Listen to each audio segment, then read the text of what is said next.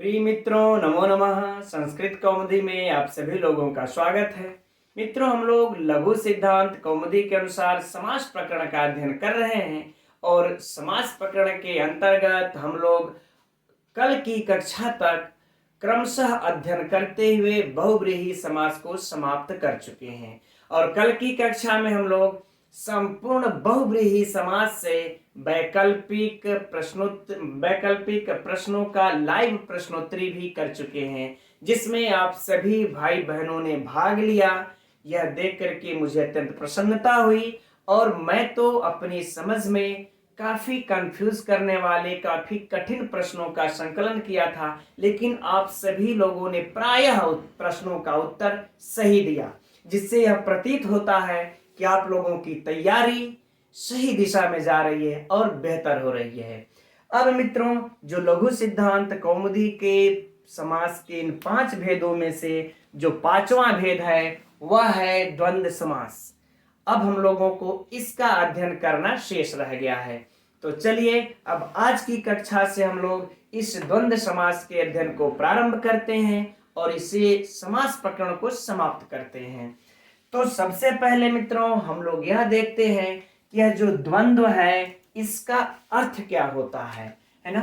तो देखिए, इसके अर्थ को हम लोग इस तरह से समझ सकते हैं, द्वि औ धन द्वि औ, द्वि औ धन द्वि औ। अब इसमें मित्रों आप लोग जान रहे हैं कि शुभ का लोप करके यानी शुभ लुक करके औ का लोप करके प्रथम द्वि के इकार को अम आदेश करके और द्वितीय द्वि में इकार को अकार आदेश करके द्वंद्व बन जाता है। क्या बन जाता है? द्वंद्व। यह शब्द बन जाता है।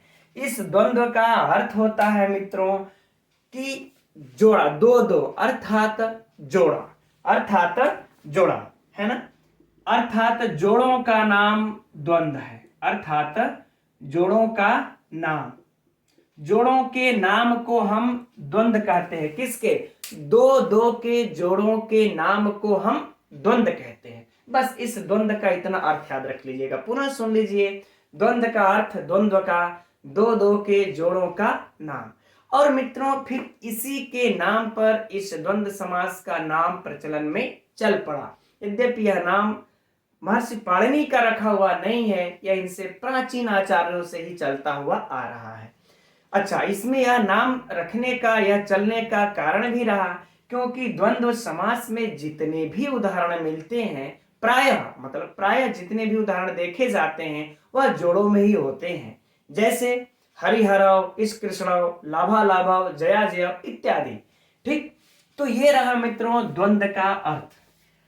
अब द्वंद्व समास में जो सूत्र है, अब चलिए उन सूत्रों का अध्ययन यहां से प्रारंभ करते हैं। लेकिन एक बात है मित्रों कि द्वंद्व समास 5वां भेद है समास के, है ना। लघु सिद्धांत कौमुदी के अनुसार 5 समास थे। पहला केवल समास, दूसरा अव्ययी भाव, तीसरा जो है कि तत्पुरुष, चौथा बहुव्रीहि, ये 5वां भेद है। तो यदि परीक्षा में इस प्रकार से प्रश्न पूछा जाए, लघु सिद्धांत कौमुदी के अनुसार समास का 5वां भेद कौन है, तो द्वंद्व समास है। इसे याद रखिएगा, यद्यपि इस पर चर्चा पहले भी हो चुकी है। चलिए अब हम लोग सूत्र पर चलते हैं। तो सूत्र में मित्रों सूत्र है 4 थे द्वंद्व। मैंने अनेकम को इसलिए लिख दिया है क्योंकि सूत्र के सही अर्थ को समझने के लिए। यह अनेक मन्य पदार्थ है जो हम लोगों ने भी बहुव्रीहि समास में यह विधि सूत्र पढ़ा था, वहीं से इसकी अनेकम पद की अनुवृत्ति आ जाती है। जब इस अनुवृत्ति को हम लोग ले लेंगे तो इस 4 थे द्वंद्व का संपूर्ण अर्थ समझ में आ जाएगा। अब देखते हैं 4 थे द्वंद्व अनेक का अर्थ क्या होगा। तो देखिए, 4 थे यानी कि च के अर्थ में अनेकम यानी कि अनेक सुबंत पदों का, च के अर्थ में अनेक सुबंत पदों का। याद रहे, बहुव्रीहि में भी एक से अनेक पदों का, है ना। और यहां पर भी द्वंद्व समास में भी एक से अनेक पदों का, जबकि तत्पुरुष इत्यादि में ऐसा नहीं होता है, लेकिन यहां पर हो रहा है कि च के अर्थ में जब एक से अधिक सुबंत पद अर्थात अनेक सुबंत पद आते हैं तो उनका समास होता है और वह समास द्वंद्वः, द्वंद्व समास कहा जाता है। क्लियर हो गया। अब मित्रों यहां पर दो प्रश्न उठते हैं। एक यह कि च के अर्थ में, तो च के अर्थ में समास हो रहा है अनेक पदों का, तो च के कितने अर्थ होते हैं? पहला प्रश्न, च के कितने अर्थ होते हैं? और दूसरा प्रश्न कि च के जितने अर्थ होते हैं क्या उन सभी अर्थों में समास हो जाता है और वह द्वंद्व समास कहा जाएगा? तो अब इन दो प्रश्नों का, चलिए अब इसमें हम लोग उत्तर अब सिद्ध करते हैं, समझते हैं। तो देखिए मित्रों, च के 4 अर्थ होते हैं। यह बिल्कुल परीक्षा के लिए आप लोगों के लिए महत्वपूर्ण है, यद्यपि आप लोगों के पुस्तक लघु सिद्धांत कौमुदी में दिया होगा, है ना, तो उस वृत्ति को मैं पूरा पढ़ नहीं रहा हूं, सिर्फ हम समझ लेते हैं। ठीक, यह इसे नोट कर लीजिएगा, च के 4 अर्थ होते हैं। तो पहले प्रश्न का उत्तर मित्रों हम लोगों को मिल गया। अब जो हम लोगों का दूसरा प्रश्न है कि जो च के यह 4 अर्थ है, समुच्चय, अन्ववाचय, इतरेतर योग और समाहार, तो क्या इन चारों के अर्थ में समास हो जाएगा इस सूत्र से, या फिर किसी को निकाला जाएगा इसमें से? तो देखिए मित्रों, इसका सरल सा उत्तर है कि जो प्रथम दो हैं, है ना, जो ये प्रथम दो हैं समुच्चय और अन्ववाचय, इसमें इन दोनों के अर्थों में यदि च आता है तो समास नहीं होगा। यह भी नोट कर लीजिएगा, परीक्षा की दृष्टि से महत्वपूर्ण प्रश्न है। इसको पढ़ लेने के बाद हम लोग समास परीक्षा उपयोगी प्रश्नों में इसकी चर्चा हम करेंगे। ठीक, अब दूसरा जो बचते हैं मित्रों, तीसरा और चौथा, इतरेतर योग और समाहार योग, इन्हीं दोनों के योग में जब अर्थ में जब च आता है तभी इस सूत्र से समास होगा, इन दोनों में नहीं होगा। तो अब मित्रों आप लोगों के दिमाग में प्रश्न यह भी उठता होगा कि अजीब बात है, किस मुद्दे पर, किस आधार पर इन दोनों का निषेध हो रहा है और इन दोनों में समास हो रहा है? तो आप लोगों के पुस्तक में दिया भी होगा वृत्ति में, लेकिन अब चलिए हम लोग इसका अध्ययन करते हैं, सिद्ध करते हैं इन दोनों में समास क्यों नहीं होगा। तो पहले तो अर्थ समझते हैं मित्रों, समुच्चय का अर्थ क्या होता है। तो समुच्चय कब च के अर्थ में, च अर्थ समुच्चय हो, अर्थ होगा च का। तो देखिए मित्रों, जब परस्पर एक से, जब परस्पर निरपेक्ष शब्द यानी कि निराकांक्ष अर्थात आकांक्षा से रहित, बातें समझ में आएगी, तीनों में से कोई भी कह सकते हैं।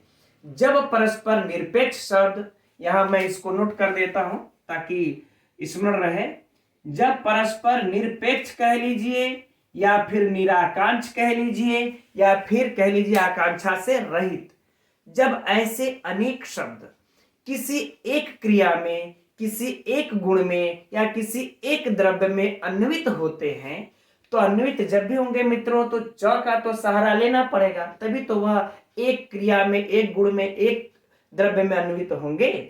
तो जब ऐसे जब निरपेक्ष अर्थात निराकांक्ष शब्द जब किसी एक गुण में, एक क्रिया में, एक द्रव्य में अन्वित होते हैं तो वहां पर च जो होता है वह समुच्चय अर्थ में होता है। फिर सिर्फ शॉर्ट में समझ लीजिए, तो विस्तृत हो गया। ठीक, जब परस्पर निरपेक्ष शब्द अनेक, जब परस्पर अनेक निरपेक्ष शब्द किसी एक क्रिया में, किसी एक गुण में या किसी एक द्रव्य में अन्वित होते हैं तो वहां पर च का अर्थ समुच्चय होता है। ठीक, अब आइए अब इसके अर्थ को देखते हैं, इसके उदाहरण को देखते हैं मित्रों। इसका उदाहरण है ईश्वरम। हम लोग सिद्ध करेंगे, थोड़ा सा मतलब उलझाऊ है, लेकिन मैं क्लियर करूंगा आप लोगों को कि इसमें समास यहां पर क्यों नहीं होगा। ठीक है ना, ईश्वरम थोड़ा समझिएगा आप लोग आराम से, गुरुम च भजस्व, है ना, च भजस्व। ठीक, अब यहां पर देखिए है, अच्छा इसका हिंदी भी लिख लेते हैं, तब आप लोगों को स्पष्ट और समझ में आ जाएगा। ईश्वर को भजो, ईश्वर को भजो और गुरु को भी, और गुरु को भी। ठीक, अब देखिए यहां पर जो है देखिए इसमें जो ये च शब्द आया है, च शब्द के साथ जो उच्चारित पद है ना, इस च शब्द के साथ अर्थात और गुरु को भी, तो च के साथ इस च, और का मतलब क्या हुआ च, तो इस च के साथ कौन कौन उच्चरित है, गुरु शब्द हमारा उच्चरित है ना, तो इस च को गुरु की इसकी अपेक्षा तो रहती है, इसकी आकांक्षा तो रहती है ना, लेकिन जो च के बिना उच्चरित होता है, जैसे ईश्वर को भजो, ये हमारा जो इतना पद है इसमें च कहीं आया है नहीं, ठीक, यानी ईश्वर को भजो, तो ये च के बिना ही उच्चरित पद है ना ईश्वर, तो इस ईश्वर को गुरु की आकांक्षा ही नहीं रहती, और जो च से अन्वित होता है अर्थात गुरु, इसको इसकी आकांक्षा रहती है ना, अपेक्षा रखते हैं यह शब्द, लेकिन यह ईश्वर गुरु की अपेक्षा नहीं रखता। क्यों? क्योंकि यहां पर आकर के हमारा वाक्य पूर्ण हो जाता है, जब ईश्वर यह भज की क्रिया में अन्वित होता है तो यह एक वाक्य पूर्ण हो गया। यह तो बाद में ईश्वरम भजस्व है ना, यह तो बाद में गुरु फिर च के द्वारा इस क्रिया में अन्वित होता है, बाद में आता है। कोई जब बाद में आए और च अर्थात और के द्वारा, तो फिर यह बाद में अन्वित होगा, तो इस ईश्वर को गुरु की कोई आकांक्षा ही नहीं है। तो जब आकांक्षा है ही नहीं, तो यह दोनों ईश्वर और गुरु क्या हुए, निराकांक्ष हुए।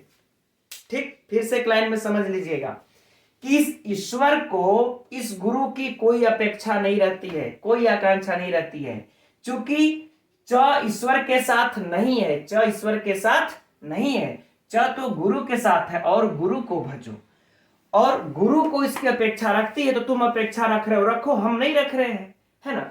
तो अब यहां पर समास नहीं होगा, क्योंकि यह निरपेक्ष हुए, ईश्वर और गुरु यह दोनों शब्द क्या हैं, निरपेक्ष हैं। अब यहां पर एक महत्वपूर्ण बात समझिएगा मित्रों, हम लोगों ने शुरू में ही समास में पढ़ चुके हैं कि समर्था पद विधि है ना, ये इसका हम लोग पढ़ चुके हैं, समर्था पद विधि, समर्था पद विधि अर्थात कि समर्थ पदों में ही समास होता है, समर्थ पदों में ही समास होता है।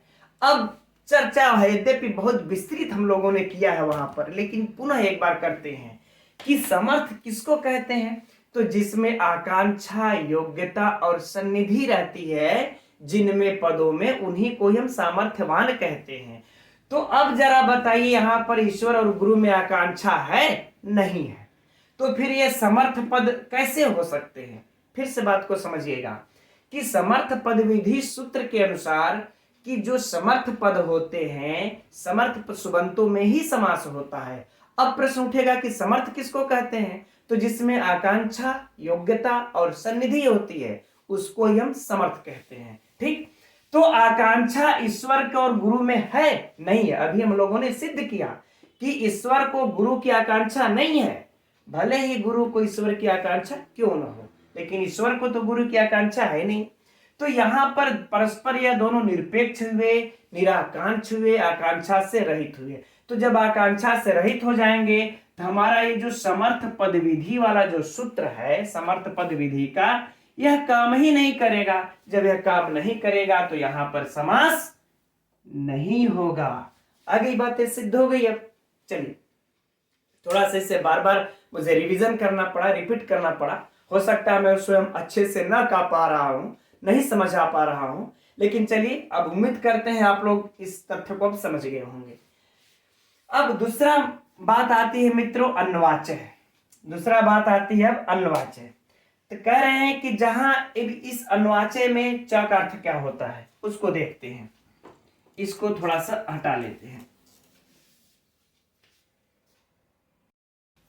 तो पहले हम लोग इस अन्वाच्य का अर्थ देख लेते हैं।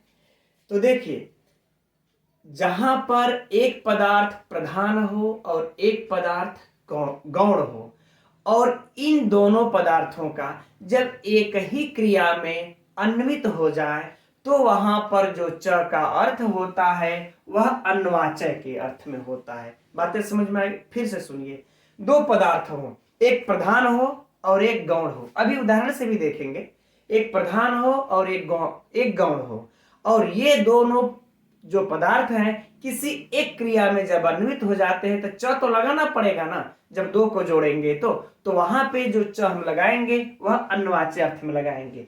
जैसे उदाहरण देते हैं मित्रों इसके लिए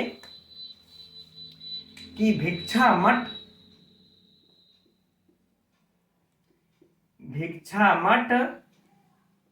गाम आनय,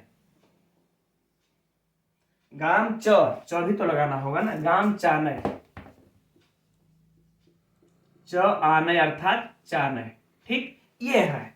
यानी इसका हिंदी समझ लेते हैं कि भिक्षा के लिए जाना तो गाय भी लेते आना। ठीक है ना। तो अब यहां पर जरा बताइए आप लोग कि मुख्य कर्म कौन हुआ। यह भिक्षा जो है हम लोगों का यह कौन सा कर्म हो गया, मतलब यह हो गया मुख्य पदार्थ हो गया, यह हो गया मुख्य पदार्थ। और कहें जब भिक्षा हेतु जब भ्रमणार्थ जाना तो जब आने लगना तो रास्ते में अगर गाय मिल जाए तो ले आना, ना मिले तो मत लाना, कोई बात नहीं है, लेकिन भिक्षा जरूर लाना। तो ये हो गया मुख्य पदार्थ और गाम हो गया हमारा गौण पदार्थ। आ गई बातें समझ में ना। अब इन दोनों पदार्थों का एक क्रिया में अन्वित हो गया है आनय, यानी कि एक क्रिया में यह अन्वित हो गया कि ले आना। ठीक, तो यहां पर इन दोनों का देखिए इस क्रिया में अन्वित हो गए, तो यहां पर हमारा जो यह च शब्द है यह कौन से अर्थ में हो जाएगा, अब अन्यवाच्य अर्थ में, राइट। तो यहां भी समास नहीं होगा। क्यों मित्रों, तो कह रहे हैं कि यह एकार्थी भाव स्वरूप सामर्थ्य नहीं है। कौन सा सामर्थ्य नहीं है मित्रों, एकदम नोट कर लीजिएगा, एकार्थी भाव रूप सामर्थ्य। देखिए अब इसकी भी मित्रों चर्चा पहले हो चुकी है कि हमारा समास क्या है, एक वृत्ति है, एक वृत्ति है। 5 वृत्तियों में समास भी एक क्या है, वृत्ति है। और वृत्ति जो होती है वह एकार्थी भाव रूप ही हुआ करती है, एकार्थी भाव रूप ही हुआ करती है। तो समास जब भी होगा मित्रों, यदि एकार्थी भाव रूप रहेगा तभी वहां पर समास होगा, अन्यथा नहीं होगा। तो ये जो दोनों हैं, एक मुख्य रहा एक गौण रहा, लाना नहीं तो मत लाना, इन दोनों में एकार्थी भाव रूप नहीं है, अतएव यहां पर भी समास नहीं होगा, क्योंकि यह एकार्थी भाव रूप सामर्थ्य नहीं है। ठीक है ना। तो पहला वाला जो समुच्चय था मित्रों, निरपेक्ष होने के कारण समास नहीं हुआ, निराकांक्षा से युक्त होने के साथ समास नहीं हुआ। और दूसरे वाले में अन्यवाच्य में जब च अर्थ आता है तो एकार्थी भाव रूप सामर्थ्य नहीं है, इसलिए इस भिक्षा मट और गाम में समास नहीं हुआ द्वंद्व। ठीक, चलिए यह तो सरल है बिल्कुल, यह समझ में आ गया। अब हम लोग नोट करना होगा तो कर लीजिएगा। अब इतरेतर योग को देख लिया जाए। अब मित्रों इतरेतर योग और ये दोनों तो बिल्कुल सरल हैं। इसका देखते हैं हम लोग।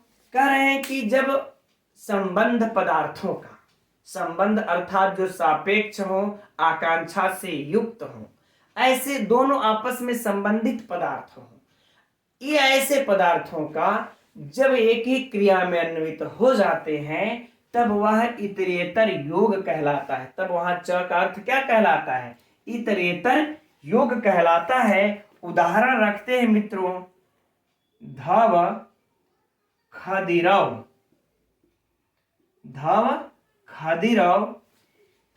छिंदी,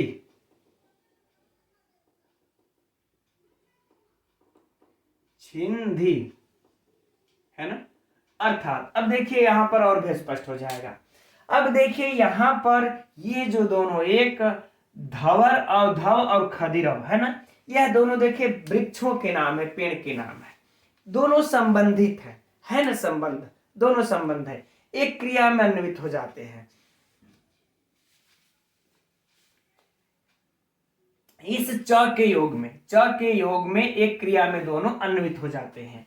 तो यहां पर मित्रों धव और खदिर संबंध पदार्थ, ये पदार्थ अर्थात हिंदी भी समझ लेते हैं कि धव को काटो, धव और खदिर को काटो, धव और खदिर को काटो, यानी कि दोनों को काटना। तो ये दोनों संबंधित पदार्थ हैं और एक क्रिया काटना में इनका अन्वय हुआ है, तो यहाँ पर च का जो अर्थ होगा इतरेतर योग होगा। तो यहाँ पर जो समास होने की कंडीशन है पूरी की पूरी लागू होती है, अतएव यहाँ पर द्वंद्व समास हो जाएगा धव और खदिर में। अब इसकी जो सिद्धि होगी आगे के उदाहरणों में हम लोग देख लेंगे। ठीक, आगे बातें समझ में। अब देखिए, अब अगला है समाहार के अर्थ में, इसको भी थोड़े से समझ लेते हैं। समाहार के अर्थ में इसका उदाहरण है मित्रों संज्ञा परिभाषम, संज्ञा परिभाषम। ठीक, ये हो गया। इति समूह है ना, संज्ञा परिभाषम इति समूह समाहार। अब देखिए, समाहार के कहने का तात्पर्य इनके यह है मित्रों कि समाहार वाले अर्थात समूह वाले अवयव को जब हम पृथक पृथक न कह करके, ध्यान से समझिएगा कि जब हम समूह वाले अवयव को हम पृथक पृथक न कह करके हम किसमें कहते हैं, उनका एक समुच्चय वाच्य रूप में जब कहते हैं तो वहां पर जो च आता है वह च समाहार अर्थ में होता है, और इस च के समाहार अर्थ में आने पर जो है कि तब द्वंद्व समास हो जाता है। जैसे संज्ञा परिभाषम, संज्ञा और परिभाषाओं का समूह, संज्ञा और परिभाषाओं का समूह। ठीक है मित्रों, तो ये रहा चार। अब हम लोग थोड़ा सा परीक्षा उपयोगी कुछ प्रश्नों की चर्चा कर लेते हैं। पहला प्रश्न होगा मित्रों इसका यह कि च के कितने अर्थ होते हैं, तो चार।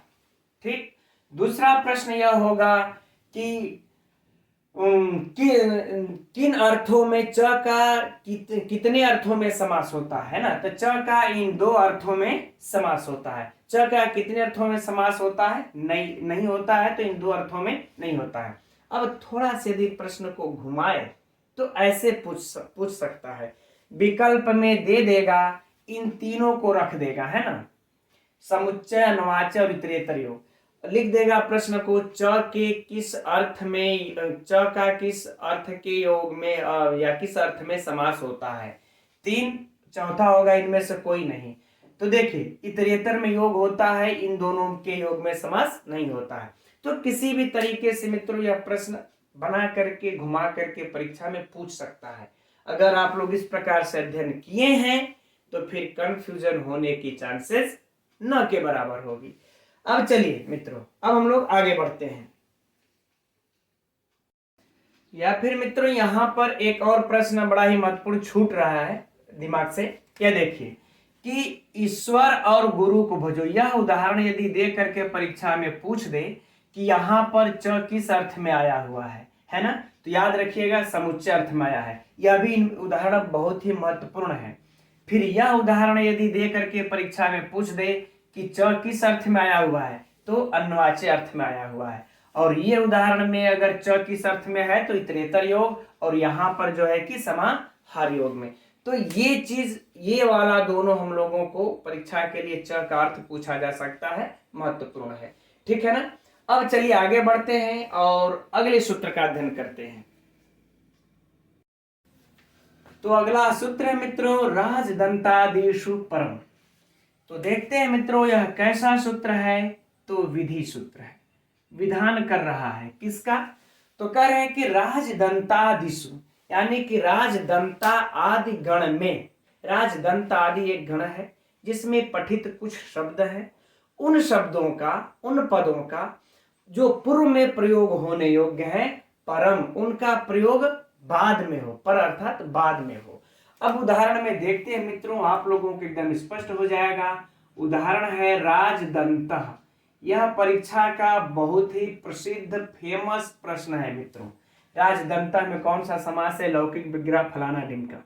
चलिए अब इसमें देखते हैं इसका लौकिक विग्रह क्या हो जाएगा, दंता नाम राजा, दंता नाम राजा अर्थात दांतों का राजा।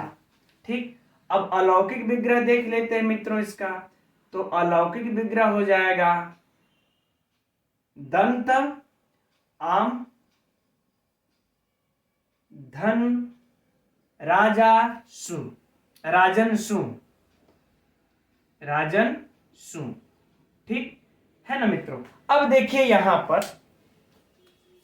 अब यहां पर देखिए कि हम लोग सबसे पहले देखेंगे समास किस सूत्र से हुआ है, क्योंकि परीक्षा में यह प्रायः पूछा जाता है कि राजदंत में समास कौन सा है, तो षष्ठी समास है। तो मित्रों यहां पर जो समास हो रहा है किस सूत्र से होगा, षष्ठी सूत्र से ही होगा। आप लोगों से हो सकता है परीक्षा में अब पूछ दे राजदंत में किस सूत्र से समास है, तो ऐसा बिल्कुल मत सोचिएगा मित्रों आप लोग कि यह तो द्वंद्व समास में पठित है, ये तो इसमें द्वंद्व समास होना चाहिए या चार थे द्वंद्व इत्यादि सूत्र लगे, ऐसा बिल्कुल नहीं है। यह षष्ठी समास सूत्र से इसमें षष्ठी समास हो रहा है। लेकिन एक प्रश्न आप लोगों को यह भी खटकता होगा, तो षष्ठी का उदाहरण यहाँ कह दे रहे हैं द्वंद्व समास में, है ना, तो इसका भी हम लोग बाद में चर्चा कर लेंगे। ठीक, फिलहाल देखते हैं षष्ठी सूत्र से यहाँ पर समास हुआ है। अब यहाँ पर मित्रों सबसे पहले बात यह होगी कि किसका पूर्व में प्रयोग होगा। तो किसका होगा पूर्व में प्रयोग, तो प्रथमा निर्दिष्टम समास उपसर्जनम सूत्र आ जाएगा। प्रथमा निर्दिष्टम समास उपसर्जनम, इस सूत्र के द्वारा जो प्रथमा से निर्दिष्ट है सूत्र में, तो प्रथमा से निर्दिष्ट षष्ठी है, प्रथमा से निर्दिष्ट षष्ठी है ना, तो इसमें षष्ठी कौन है, यह दंत आम है, यह दंत आम है, तो इसकी उपसर्जन संज्ञा हो जाएगी, चर्चा पहले हो चुकी है। फिर उपसर्जनम पूर्वम, उपसर्जनम पूर्वम सूत्र से इसका पूर्व में प्रयोग होगा और दंत राजन सु बनता है ना। चलिए इसका पूर्व में प्रयोग होगा। अब पूर्व में प्रयोग हो गया, हम लोगों ने कर लिया, तो पूर्व में है ही है, पूर्व में रहने देते हैं। ठीक है, अब देखिए बात यहीं पर इस सूत्र की आएगी, लेकिन पहले सुआदि का लोप कर लेते हैं। फिर आगे देखिए कृत तद्धिति समासार्थ सूत्र से इसकी प्रातिपदिक संज्ञा, और फिर अगला सूत्र लगेगा सुपो धातु प्रातिपदिकयो सूत्र से इन सु का लोप, इन सु का लोप होकर के क्या बन जाएगा मित्रों, दंत धन राजन, दंत धन राजन, प्रातिपदिक संज्ञा होने के बाद। अब यहां पर यह सूत्र मित्रों काम कर गया कि राजदंत आदि में जो, अब भाव को अब यही समझिएगा, अब यहीं पर यह समझ में आ जाएगा यह सूत्र पूरा कि राजदंत आदि गण में पठित जो शब्द हैं उन शब्दों में जो पूर्व प्रयोग होने योग्य है, तो पूर्व में प्रयोग होने योग्य कौन है मित्रों, यह है दंत। तो जो जिनका पूर्व में प्रयोग होने योग्य है अब उसका पर में प्रयोग करें आप, यह सूत्र कह रहा है। तो अब हम लोग दंत का पर में प्रयोग अब करेंगे, तो जब पर में प्रयोग हम लोग कर देंगे तो क्या हो जाएगा, राजन, है ना। अब पर में इसको ले आते हैं तो हो जाएगा दंत। ठीक, अब यहां पर मित्रों हम लोगों का सूत्र काम कर जाएगा, न लोप प्रातिपदिकांतस्य, न लोप प्रातिपदिकांतस्य। आप लोगों के लघु सिद्धांत कौमुदी में सूत्र संख्या 180 पर दिया होगा, देख सकते हैं, है ना। तो न लोप प्रातिपदिकांतस्य, जिसको नोट करना होगा नोट कर सकते हैं। अब यहां पर इसकी प्रातिपदिक संज्ञा तो है ही है राजन की, कृतद्धित समासार्थ से हुई है ना प्रातिपदिक संज्ञा, जब प्रातिपदिक संज्ञा हुई है तो न लोपा से इसके न का लोप हो जाएगा। जब न को लोप कर देंगे हम लोग तो क्या बच जाएगा यहाँ पे, राज और दंत, तो हम लोग मिला देंगे, क्या हो गया, राज दंत। अब हम लोग इसमें सु आदि की उत्पत्ति कर देंगे, है ना। जब सु आदि की उत्पत्ति कर देंगे तो क्या हो जाएगा, राजदंतः, राजदंतः, ये सिद्ध हो गया मित्रों हम लोगों का, राइट, है ना। तो अब पहले तो हम लोग परीक्षा वाले प्रश्न की चर्चा कर लेते हैं, फिर आगे की बातें होंगी। तो पहला प्रश्न होगा मित्रों, राजदंत में कौन सा समास है, तो षष्ठी तत्पुरुष समास है। किस सूत्र से हुआ है, षष्ठी सूत्र से हुआ है। इसका लौकिक विग्रह दंतानाम राजा, अलौकिक विग्रह दंत आम राजन सु। 4 प्रश्न हो गए। अब 5वां प्रश्न होगा कि राजदंतः में अस्मिन् पदे, है ना, केन सूत्रेण, किस सूत्र के द्वारा यह जो राजन का है, राजन का पूर्व में प्रयोग हुआ है। प्रश्न सुन लीजिए कि राजदंता इस पद में किस सूत्र के द्वारा राजन का पूर्व में प्रयोग हुआ है। तब तो आप लोग इसको लगाइएगा, राजदंतादिषु परम, इस सूत्र से राजन का पूर्व में प्रयोग हुआ है। महत्वपूर्ण प्रश्न है एकदम परीक्षा की दृष्टि से। ठीक, चलिए अब हम लोग यहां पर बात एक यह कर रहे थे कि यह तो षष्ठी का उदाहरण उठा करके द्वंद्व समास में दे रहे हैं, ठीक है ना।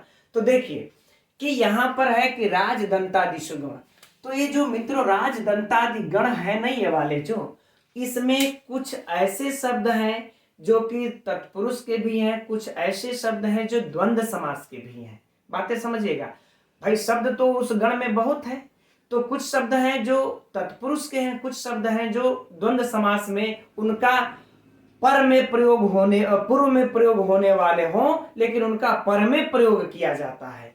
जैसे कि राजदंतागण का जो ये शब्द भी दंत मिला, इसका पूर्व में प्रयोग होने वाला था तो बाद में, तो इन्होंने षष्ठी का उदाहरण उठा करके दे दिया है, मतलब तत्पुरुष का, द्वंद्व का उदाहरण आप लोगों के किताब में नहीं दिया होगा, तो लघु सिद्धांत कौमुदी में नहीं दिया होगा, लेकिन मैं आप लोगों को बता देता हूं, उसे नोट कर लीजिएगा, ठीक है, कि द्वंद्व वाला उदाहरण आखिर में कौन है। ये तो आगे भी एक बात और भी समझ लीजिए मित्रों, कि हम लोग आगे द्वंद्व समास में बस अब यही पढ़ना है एक ठो, कि किसका पूर्व में प्रयोग हो, किसका पर में प्रयोग हो, बस यही चीज है, कौन प्रत्यय लगेगा यही ध्यान देना है।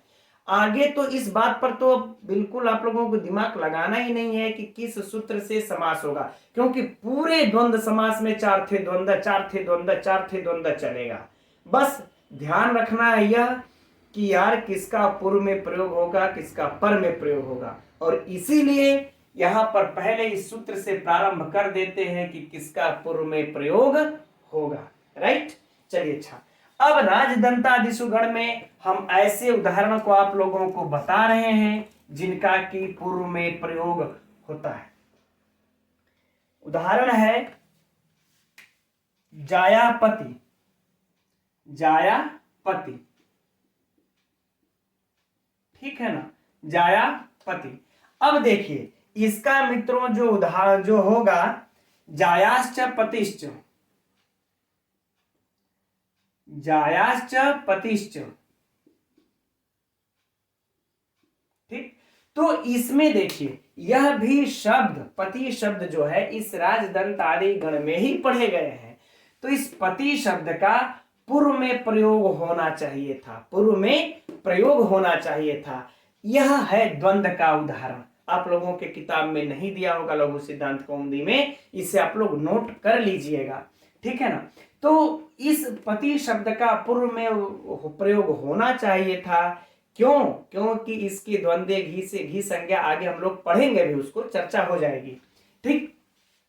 लेकिन यहां पर इस राजदंतादिषु गण में पठित होने के कारण इस पति का पर में प्रयोग होकर के जायापति बनता है, नहीं तो पति पूर्व में होकर के पति जाया, ऐसा अनर्थ वाला रूप बन जाता। जैसे इसका अनर्थ वाला रूप बनता दंत राजा, है ना, अनंत, अनंत मतलब अनर्थ वाला रूप बनता। तो ये हम लोगों का उदाहरण है मित्रों, ये वाला जो है कि द्वंद्व समास का, याद रखिएगा। अगर जायापति में आप लोगों से पूछ दे तो लिखिएगा द्वंद्व समास है, द्वंद्व समास का उदाहरण है। और किस सूत्र से इसमें पति का पर में प्रयोग हुआ है, तो इसी राजदंतादिषु परम से पति का पर में प्रयोग हुआ है, ठीक। और इसमें अच्छा एक भी याद रखिएगा, इतरेतर द्वंद्व है, इतरेतर, ये तो हम लोगों को बार बार ध्यान में रखना होगा कि इतरेतर द्वंद्व है कि एक शेष द्वंद्व है कि समाहार द्वंद्व है, ठीक है मित्रों। इसे अब नोट कर लिए। अब हम लोग आगे धर्मादिष्विन नियम वाले इस तथ्य को पढ़ते हैं। तो अब आगे इस राजदंतादिषु परम, इसी सूत्र के अंतर्गत मित्रों यह वार्तिक पठित है धर्मादिष्व नियम। यह कहता है कि धर्म आदि में, किसमें, धर्म आदि में पूर्व निपात या पर निपात जैसा कोई भी नियम नहीं है। जिसे चाहे आप पूर्व में निपात कर सकते हैं और जिसे चाहे आप पर में निपात कर सकते हैं। उदाहरण है मित्रों इसका धर्मार्थव। धर्मार्थव, ठीक। अब पूर्व में एक बार जब कहीं भी इसको पूर्व पर में निपात किसी से भी किया जा सकता है, तब हम लोग इसका दो उदाहरण बन जाएगा और एक में हो जाएगा अर्थ धर्मव, है ना। तो दो इसका उदाहरण भी बनता है। यह भी परीक्षा की दृष्टि से अत्यंत महत्वपूर्ण है मित्रों। अब देखते हैं इसका लौकिक विग्रह। लौकिक विग्रह हो जाएगा धर्मश्च अर्थश्च। धर्मश्च अर्थश्च, ठीक। अलौकिक विग्रह हो जाएगा धर्मसु। धर्म सु, सु धन अर्थ सु, अर्थ सु। अब मित्रों हम लोग यहां पर देखेंगे कि किस सूत्र से समास हो रहा है। तो मैंने पहले ही कह दिया, आप लोगों को भटकने की कोई आवश्यकता नहीं है। चार्थे द्वंद्वः, इसी सूत्र से ही समास होगा। जब च के अर्थ में आए हुए इन अनेक पदार्थों का यानी इनका सुबंतों का समास हो जाता है, फिर आगे की प्रक्रिया मित्र सेम वही होगी, ठीक है ना। नहीं, चलिए अच्छा, पहले इसमें हम लोग पूर्व निपात और पर निपात देख लेते हैं, फिर आगे की प्रक्रिया पर चर्चा कर लेंगे। तो अब देखिए, यह धर्मादिस्व नियम आकर के कहता है कि धर्म आदि में ऐसा कोई भी नियम नहीं है। तो एक बार हम लोग धर्म को चाहेंगे पूर्व में निपात कर सकते हैं और एक बार चाहेंगे तो अर्थ को। तो धर्म में निपात, जब धर्म का पूर्व में हम लोग निपात कर लेंगे तो धर्म अर्थ बन जाएगा। धर्म धन अर्थ, ठीक, ये बन गया। अब इसमें जान ही रहे आप लोग, कृत तद्धित समासार्थ से इसकी प्रातिपदिक संज्ञा होकर के सुपो धातु से इसका लोप होकर के धर्म अर्थ बन गया। हम लोग इसको अब हम लोग मिला देंगे, बन जाएगा धर्मार्थ। और इसके बाद सु आदि की जब उत्पत्ति कर लेंगे तो यह दो हैं, द्वितीय वचन में इनका क्या हो जाएगा धर्मार्थव। क्या हो गया धर्मार्थव। तो एक बार इस वार्तिक के द्वारा धर्मार्थ, और जब नियम नहीं है तो हमारा इच्छा करेगा तो हम इस अर्थ को भी पूर्व में प्रयोग कर सकते हैं। जब अर्थ का पूर्व में हम लोग प्रयोग जब कर देंगे तो मित्रों बन जाएगा अर्थ धर्मव। अर्थ धर्मव, यह दोनों बन जाएंगे। इसी प्रकार से मित्रों और भी इसके उदाहरण बनते हैं, उसे भी आप लोग देख लीजिए। जैसे कि कामार्थव। कामार्थव, ऐसा ना हो कि उदाहरण अलग पूछ दे तो आप लोग कंफ्यूज हो। कामार्थव अर्थ कामव, ठीक, अर्थ कामव, यह भी इसका उदाहरण बन जाएगा। इसी प्रकार से मित्रों इसका शब्दार्थव भी जो होता है, शब्दार्थव, ठीक है ना, यह भी बन सकता है। और क्या बन जाएगा इसका अर्थ शब्दव भी बनेगा। अर्थ शब्दव भी बन जाएगा। इसको भी आप लोग अर्थ शब्दव, इसको भी आप लोग नोट कर लीजिएगा, ठीक है ना। इसी प्रकार से हमें अन्य भी समझ लेना चाहिए, ठीक। अब मित्रों इसमें जो परीक्षा के लिए उपयोग जो प्रश्न होगा, तो सबसे खतरनाक प्रश्न तो यही हो जाएगा कि धर्मश्च अर्थश्च का समासिक पद होगा। क्या समासिक पद होगा? धर्मार्थव या अर्थ धर्मव, उपर्युक्त दोनों, इनमें से कोई नहीं। तो यह उपर्युक्त दोनों हो जाएंगे, ठीक। यह आप लोगों को कंफ्यूज करने वाला प्रश्न, या यही प्रश्न इन दोनों में भी बन जाएगा। अब आगे देखते हैं धर्मार्थों में कौन सा समास है। तो इतरेतर द्वंद्व है। द्वंद्व तो है ही है, लेकिन कौन सा द्वंद्व समास है मित्रों? इतरेतर द्वंद्व है। इन दोनों में ही किस सूत्र से समास हुआ है? तो भटकने की कोई जरूरत नहीं, चार्थे द्वंद्व से हुआ है, ठीक। अब हम लोग मित्रों अगला सूत्र अब देखते हैं। अब अगला सूत्र है द्वंद्वे घी। यह क्या कह रहा है मित्रों कि जो घी संज्ञक शब्द होते हैं उनका द्वंद्वे अर्थात इस द्वंद्व समास में पूर्व प्रयोग हो, जो घी संज्ञक होते, जिनके घी संज्ञा हो गई रहती है। अब घी संज्ञा किसको कहते हैं, अब उदाहरण देखते हैं तो उसी में हम लोग इसको भी समझ लेंगे। इसका उदाहरण है मित्रों हरिहरव, हरिहरव। ठीक, अब इसका हम लोग लौकिक विग्रह देख लेते हैं पहले। तो लौकिक विग्रह हो जाएगा हरिश्च, हरश्च, हरिश्च, हरश्च। और लौकिक विग्रह हो जाएगा हरि, हरि, सु, धन, हर, सु। यह हो जाएगा इसका अलौकिक विग्रह।